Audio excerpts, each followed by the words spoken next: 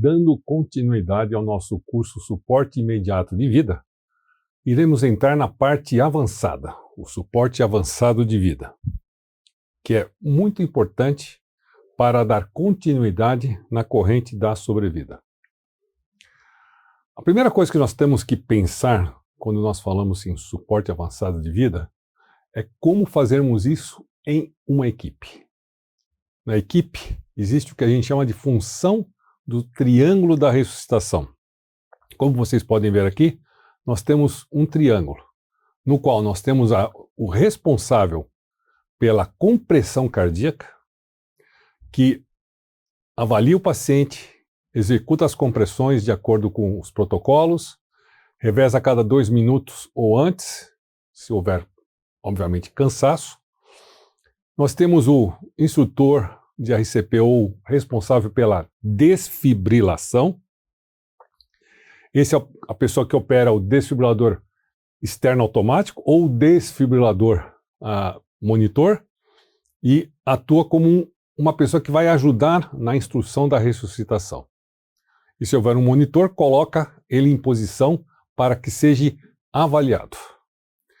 E nós temos lá em cima o responsável pelas vias aéreas, que abre as vias aéreas, que fornece ventilação com bolsa máscara, que insere acessórios das vias aéreas, como nós iremos ver em nossa simulação. Ok. É importante que a gente tenha uma liderança de equipe. Vocês viram aqui, nós temos um triângulo do atendimento, mas aqui embaixo nós temos uma pessoa que é quase um observador, aquele técnico, né? O líder da equipe. Ele vai definir, vendo se as funções estão ocorrendo corretamente e falando o que deve ser feito, o que não deve ser feito. E tem uma outra pessoa que fica responsável, inclusive, para trazer as medicações, uma função de profissional em que inicia o acesso venoso, administra medicações. E podemos ter uma quinta pessoa, na realidade uma sexta pessoa, que é muito interessante e muito importante para nós termos registro, o cronômetro, a pessoa que anota os horários de todas as intervenções. Veja, isso é uma ressuscitação em equipe. Alguém massageia, alguém desfibrila, cuida da parte de vias aéreas, cronometra, lidera toda essa equipe e outro que vai ficar fornecendo as necessidades de medicações e outros equipamentos. Nós temos que então, e isso faz com que a gente possa ter uma equipe de alto desempenho. O que são nada mais do que o que é uma boa equipe de alto desempenho? Aquele que incorpora muito bem o tempo, a qualidade e a administração de tudo aquilo que nós falamos anteriormente. Nós temos que ter uma meta de quanto tempo vamos ressuscitar, a qualidade da ressuscitação, as medicações, etc. Então nós temos a equipe de alto desempenho, avalia tempo, qualidade, coordena e administra tudo o que está acontecendo naquele momento. Ok. Estamos falando sobre o suporte avançado de vida. Lembrando-se que tudo o que estamos falando é baseado num consenso da Aliança Internacional dos Comitês de Emergência e Ressuscitação e das diretrizes nacionais e internacionais de diversos países. Então agora nós vamos ver alguns pontos que foram marcados nas últimas diretrizes tanto nacional quanto internacional. Vejamos, por exemplo, o acesso venoso.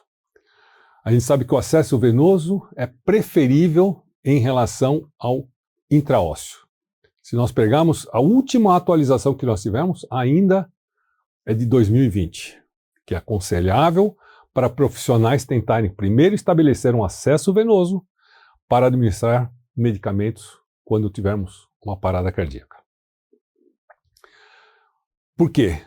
Esse é novo, porque está atualizando o que estava descrito anteriormente. O acesso intraósseo, como vocês podem ver aqui, pode ser considerado se as tentativas por acesso endovenoso não forem bem sucedidas ou não forem viáveis.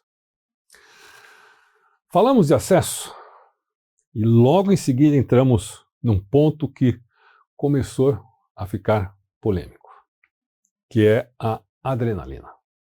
Pô, doutor Sérgio, adrenalina polêmica, sim. Usar ou não usar? Eis a questão. Na realidade, a adrenalina um dia será aposentada? Por que o senhor está falando isso, doutor Sérgio? Não, eu não estou falando isso. É o que está se estudando, é o que está se falando. Nós tivemos, não muito tempo atrás, a publicação de uma pesquisa que deu um choque de realidade na adrenalina, que é o Paramedics 2. O que ele fez? Ele avaliou, ele foi publicado no New England Journal of Medicine, e ele randomizou um grupo que queria tomar adrenalina, vejamos aqui, e menos de 1% das pessoas deixaram o hospital com vida, aqueles que utilizaram adrenalina. Quando comparado com o que só tomou o placebo, quase que dobrou o risco, menos de 1%, deixou o hospital com vida. Veja que interessante. Porém, quase dobrou o risco de danos cerebrais no sobrevivente. Falei, uau! Resgatou para a vida para poucos, e esses poucos tiveram uma série de danos cerebrais. Daí você vai estudar, você vai atrás da história da adrenalina. A adrenalina tem 40 anos de utilização, ou mais. Estou falando um número de 40 ou mais anos já na praça. Não existe um trabalho mostrando aumento de sobrevivência. Existem vários mostrando retorno à circulação espontânea. Daí vem o Paramedics 2, em que ele pesquisa parada cardíaca pré-hospitalar, no Reino Unido, dando 1 miligrama de epinefrina a cada 3 a 5 minutos, e a avaliação foi de sobrevida após 30 dias e problemas neurológicos. Veja, o grupo placebo retornou menos que 1% do retorno à circulação espontânea. O grupo epinefrina retornou um pouco mais. Porém, quando você coloca alteração neurológica, as coisas ficam realmente complicadinhas. Dá uma olhada. Nós chegaram a ter pacientes com severa alteração em comparação ao placebo. Daí assim, e agora? Agora que foi reavaliado, está sendo reavaliado, está sendo checado, a adrenalina é uma excelente droga para retornar à circulação espontânea. Será que ela está sendo dada no momento exato? Será que ela não está sendo dada tardiamente? Será que com ela não é necessário algumas outras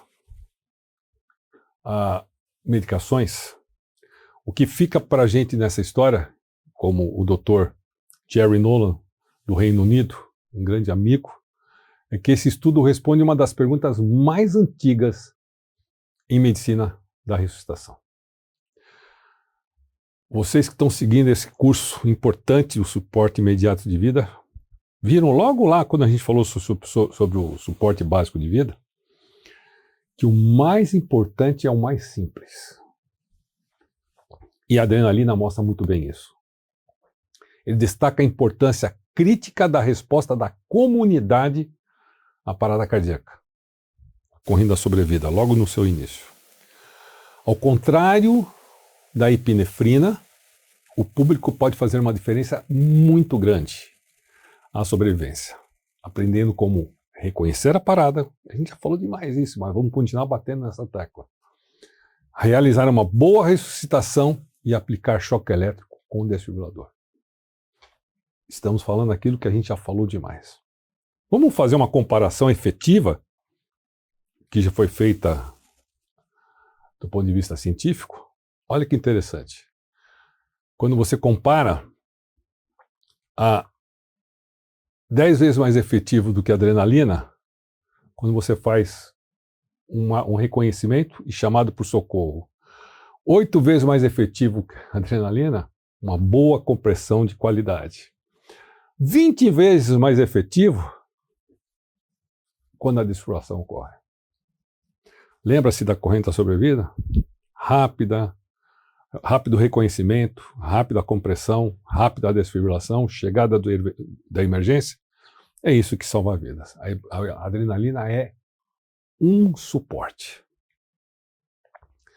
Daí veio algumas outras pesquisas, uma que foi publicada em 2021, que é a vasopressina, que já estava morta, utilizada com metilprednisolona, corticoide, versus o placebo, que os pacientes que recebiam isso, em comparação a isso, eles tiveram uma significativa aumento de retorno à circulação espontânea e sem grandes alterações neurológicas, porém ainda não tem uma certeza se ele está em benefício a longo prazo. Mas, você vê, o paramédico já está suscitando outras pesquisas para ver o que posso fazer para reduzir esse malefício que a adrenalina traz. Por enquanto, até 2024, a adrenalina deve ser administrada, está nas diretrizes. Deve ser administrada, está nas diretrizes. Para pacientes em parada cardíaca, isso é considerado classe 1. É necessário, é desejável. A vasopressina, aquilo que a gente acabou de falar aqui, isoladamente ou com metilprednisolona, em combinação com a epinefrina, pode ser considerada, mas não substitui a adrenalina. Classe 2, ela não é tão importante quanto isso. O que a gente sabe, e que esqueçam a partir de agora, se já não tinha esquecido, a partir desse curso esqueçam, adrenalina em alta dose não é mais recomendado para uso rotineiro em parada cardíaca. Lembra-se da baixa qualidade neurológica, que pode acontecer se nós fizermos ela tardiamente. Cenas dos próximos capítulos. Estou trazendo uma novidade recém-publicada. O pessoal fala, poxa, nós estávamos falando 1 miligrama endovenoso, deu aquela situação do Paramédicos, chega uma pesquisa nova e mostra, pô, e se eu fizer uma coisa diferente? Administração precoce, mais rápida, da adrenalina intramuscular. Estaria associado ao quê? A uma melhora da sobrevida de parada cardíaca fora do hospital? É isso que está se estudando, é isso que já foi estudado e acaba de ser publicado. Uma dose única de 5 miligramas de adrenalina intramuscular, com todos os outros cuidados, incluindo a subsequência da adrenalina endovenosa ou intraóssea, se acontecer o que é necessário. Sobrevida e admissão. Para quem tomou primeiro a adrenalina. Como é que foi o trabalho? Como foi a pesquisa? Para vocês entenderem. Suporte avançado de vida normal, que se fazia com adrenalina endovenosa na dose usual, ou antes de receber essa, ele recebe uma intramuscular. Essa foi a diferença. Quadro normal sem intramuscular e outro com uma adição inicial rápida intramuscular. Quem recebeu intramuscular antes da endovenosa teve maior sobrevida e admissão. Sobrevida, inclusive, hospitalar e pós-hospitalar e com um bom status neurológico.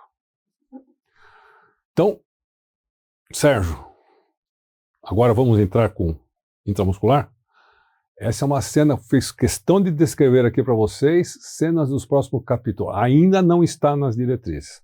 Como o nosso curso é um curso dinâmico, que ele vai trazer sempre atualização para os senhores, ficamos ainda com o que há dentro das diretrizes. Nós vamos sempre estar dentro do que as diretrizes nos falam. Então, o que nós estamos procurando são tratamentos mais efetivos e que não tenham uma alteração neurológica. Eu vou fazer um resumo daqui a pouco sobre isso tudo. Amiodarona e a lidocaína. Hoje, atualizado nos dias de hoje, 2024, amiodarona ou lidocaína podem ser consideradas para o paciente que cursa com fibrilação ventricular ou taquicardia ventricular sem pulso dentro das diretrizes. Foi incorporada isso em 2015. A amiodarona pode ser considerada em fibrilação ventricular não responsiva e a lidocaína entrou como uma alternativa. Então, por quê? Porque a gente tem um maior retorno à circulação espontânea. E o magnésio? O magnésio foi atualizado lá em 2018. Seu uso rotineiro não é recomendado para parada cardiorrespiratória. Classe 3. Se alguém falar, vamos dar magnésio, não. Ele só pode ser considerado numa situação muito bem diagnosticada, que é a torsade de Points, associada a intervalo QT longo. Ok? Ele já não era recomendado em 2015 e ele já era recomendado para torsade de Points em 2010. Então você veja que aqui houve só uma atualização. E os antiarrítmicos imediatamente após o retorno à circulação espontânea. Presta atenção. Né? Falamos da parada cardíaca, tratamento farmacológico da parada cardíaca e pós-ressuscitação. Os beta-bloqueadores. Ainda não há evidência suficiente para apoiar ou refutar o uso rotineiro de beta-bloqueador imediatamente após o retorno à circulação espontânea. E também a lidocaína não há evidência suficiente que mande ela manter a lidocaína como manda pós-ressuscitação. Esse é o paciente já ressuscitado. E os esteroides? Corticoide, né? Corticoide dá para tudo, né? Esteroides têm um benefício ainda incerto, talvez ele colabore muito na ressuscitação, talvez ele possa ser um conjunto, ajudando na adrenalina, na vasopressina, evitando o dano neurológico. Por enquanto, até no momento, ele não é recomendado rotineiramente. Resumindo sobre as drogas até o momento atual, drogas durante a parada cardíaca. Nós estamos falando após o retorno à circulação espontânea. Olha, bem prático, hein? Posso utilizar atropina? Excluído dos algoritmos. Posso usar epinefrina? Ela está em xeque, porém inalterada. Posso usar vasopressina? Excluída do algoritmo. Amiodarona? Dose e indicações inalterada. A lidocaína? Alternativa para a amiodarona. Bicarbonato. Ô, doutor Sérgio, o pessoal fala que a gente pode utilizar bicarbonato. Não. O uso rotineiro é não recomendado. Magnésio, excluído do protocolo.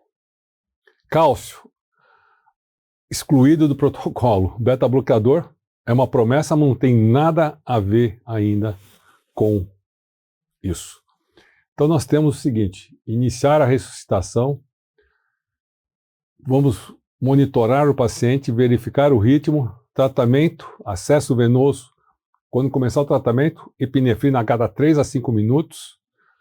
Depois de um tempo, amiodarona ou lidocaína, se o paciente mantém-se em fibrilação ventricular ou taquicardia ventricular sem pulso. Considerar via aérea, tratar as causas reversíveis e sempre levando um ciclo específico em relação a isso. Vocês veem que nós temos muito poucas drogas, né? Basicamente, no momento atual, nas diretrizes, nós temos 2 drogas. Vamos falar de uma maneira muito clara. A adrenalina e os antiarrítmicos, que seria a amiodarona ou a lidocaína. Uma alternativa à outra. Não é a amiodarona e a lidocaína. Amiodarona ou lidocaína. Quanto aos equipamentos. Aí eu vou trazer uma coisa até mais interessante para vocês. A gente vai falar muito de equipamentos, novas técnicas, mas no final das contas vocês vão ver, poxa, ao final das contas não sobra muita coisa. Vai lembrar daquele primeira parte que a gente falou, que o mais importante é o mais simples. Mas somos profissionais da saúde e precisamos conhecer tudo e saber que podemos estar diante de alguns desses equipamentos. Algumas coisas que são importantes para os senhores saberem. Uma ressuscitação convencional de baixa qualidade fornece qualidade não ideal de fluxo sanguíneo para o coração e para o cérebro. Se nós fizermos uma ressuscitação de baixa qualidade, nós vamos ter de 10 a 20% do fluxo normal e com o cérebro também com um fluxo muito ruim. Então, se nós temos que ter novos equipamentos e novas técnicas, é que a gente possa criticamente aumentar esse fluxo sanguíneo, tanto o cerebral quanto o cardíaco. Quando a pressão de perfusão, isso é muito importante e é crítico para o sucesso da ressuscitação cardiopulmonar. Quando a pressão de perfusão coronariana estiver abaixo de 20 numa parada cardíaca, em 10 minutos de ressuscitação, quase 100%, 96% não atinge retorno à circulação espontânea. Veja como é importante aquilo que nós falamos da qualidade da ressuscitação. O que se persegue, então, com esses equipamentos, técnicas, é melhorar a qualidade, a manutenção desses pacientes. O que é a pressão de perfusão coronariana? Perfusão coronariana nada mais é do que o débito cardíaco, que é o volume sistólico vezes a frequência cardíaca. O débito nos dá força de compressão e a frequência nos dá o número de compressões. E isso nos dá fluxo para o miocárdio e que acaba nos dando melhor qualidade. Então vamos falar propriamente de uma série de equipamentos e se eles estão ativos ou não no mercado. Então, doutor Sérgio, se eles estão ativos, para que complicar? Não importa. Quem faz emergência, quem trabalha nessas situações e se depara com um equipamento desse, o que não pode acontecer é falar assim, puxa, não conheço, não sei o que faz. Ou falar, conheço. Por exemplo, a compressão e descompressão ativa. Parece um desentupidor que você coloca no peito do paciente. Ele foi muito utilizado, ele é um controle de frequência com controle de profundidade de descompressão ativa, que teoricamente ele aumentaria o retorno venoso e aumentaria a pressão de perfusão coronariana. E o que as diretrizes nos dá? Que ele não foi nem revisado no último Conselho da Aliança Internacional, nem colocado nas diretrizes a partir de 2020. Por quê? Porque ele não aumentou a sobrevida. Daí o pessoal pegou, vamos pegar esse equipamento de descompressão ativa e acoplar ele a um outro sistema, que é o chamado sistema de uma válvula de tratamento e de fechamento de passagem de oxigênio para aumentar a pressão intratorácica. A evidência existente é que ainda não apoia-se também a utilização dessa válvula com compressão e descompressão ativa. A combinação pode ser razoável para pessoal treinado, então ele não é totalmente não recomendado. Pode ser uma alternativa. Então você pode ver o que esse equipamento faz. Em algum momento, ele evita que saia o ar, expande e aumenta a pressão intratorácica, e com esse equipamento você aumentaria muito a pressão de perfusão coronariana. Pode ser que vocês se deparem com esse. Certamente vocês vão se deparar com os famosos, e estão começando a ficar cada vez mais distribuídos, os equipamentos de ressuscitação automática. Existem alguns, os mais conhecidos, é o Lucas, eu estou trazendo um nome, que é um equipamento exatamente esse, como vocês estão vendo, que tem frequência controlada e profundidade controlada, e ele faz uma compressão e descompressão ativa, ou seja, ele faz a massagem cardíaca. E temos o autopulse, no qual ele faz compressão circunferencial, é uma que você coloca no peito, ele faz uma compressão circunferencial, frequência controlada e profundidade controlada. Esse é um equipamento muito conhecido por mim, porque fez parte há muito tempo atrás da minha tese. Eu me sinto muito feliz em falar que o primeiro protótipo usado em seres humanos, antes dele virar o nome autopulse, foi a minha tese de doutorado há muito tempo atrás. Como é que é o mecanismo desse aparelho de banda? Ele faz a compressão manual e, como ele faz uma faixa de distribuição, ele distribui compressão para o resto do organismo. Se vocês pegarem o estudo hemodinâmico feito por mim, em pacientes, 16 seres humanos terminais, nós tivemos 33% mais de pressão de perfusão coronariana do que a ressuscitação convencional. A partir do meu trabalho, da minha pesquisa, foi desenvolvida, então, uma pesquisa mais larga, e esse equipamento ele foi incorporado como classe 2B. Como é que ele é incorporado? Essa aqui é uma foto até que é muito engraçada, que mostra um pouco do que é uma realidade. Ele não tem um problema de você ter cansaço, o equipamento te ajuda a fazer a compressão, né? A evidência não demonstrou benefício com o uso de dispositivos mecânicos versus a ressuscitação padrão. Ressuscitação cardíaca manual de alta qualidade permanece o padrão de atendimento. Porém, os dispositivos podem ser uma alternativa razoável para uso por pessoal adequadamente treinado. Classe 2B. Agora tem um sinal específico que ajuda muito esse tipo de equipamento. Quando a realização da compressão manual ou de alta qualidade for difícil ou perigosa numa situação, para alguns socorristas, quando você tem uma ressuscitação prolongada e você está com muito pouca pessoa e você começa a ter cansaço, uma parada cardíaca num paciente em hipotermia, quando você precisa fazer o deslocamento, até por questões de segurança. Sala de hemodinâmica tem sido um equipamento muito útil e preparação para colocar o paciente em ECMO. Aí ele pode ser um equipamento bem razoável. Futurismo. Temos um equipamento novo, olha que interessante. O torniquete. Sabe o que? Dr. Sérgio, torniquete? Torniquete é para evitar hemorragia, exato. Ele é usado em choque, porém ele pode ser usado também em parada cardiorrespiratória.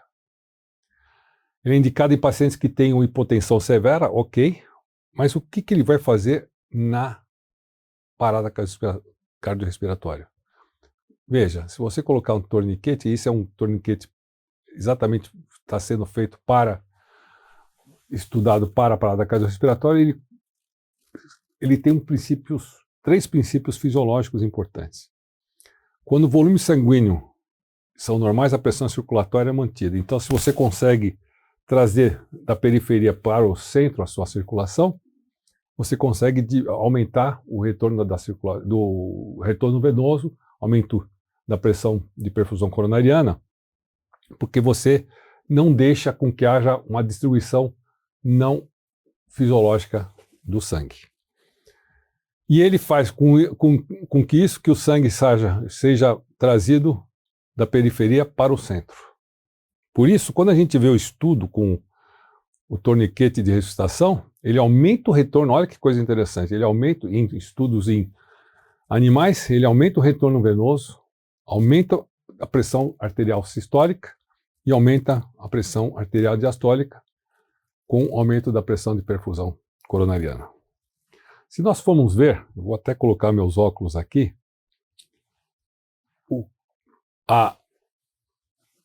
como seria hoje o algoritmo da ressuscitação temos a parada cardíaca, forneça oxigênio, coloque o monitor e Tem ritmo chocável? Sim, fibrilação ventricular, choque, ressuscitação por 2 minutos, acesso intravenoso ou intraósseo, e voltou ou tem ritmo chocável? Sim, choque novamente, ressuscitação por 2 minutos, adrenalina, 3 a 5 minutos, 1 miligrama. Ritmo chocável? Sim, não. Chocável? Sim, choque. E mantém fibrilação ventricular, aí ele pode entrar na amiodarona ou lidocaína. Veja, esse é o algoritmo universalmente hoje aceito nas diretrizes mundiais, no consenso mundial e nas diretrizes mundiais. Todas são absolutamente iguais. Não tem o que discutir em relação aqui. No ritmo não chocável, na sistolia, epinefrina imediatamente, lembram? Quanto mais rápido possível. Ressuscitação, acesso intravenoso, epinefrina a cada 3 a 5 minutos. Considerar via aérea avançada e sempre checar se o ritmo está chocável ou nada, ou não. O ritmo entrou em um ritmo chocável, daí ele entra todo naquele ritmo da desfibrilação. Ok?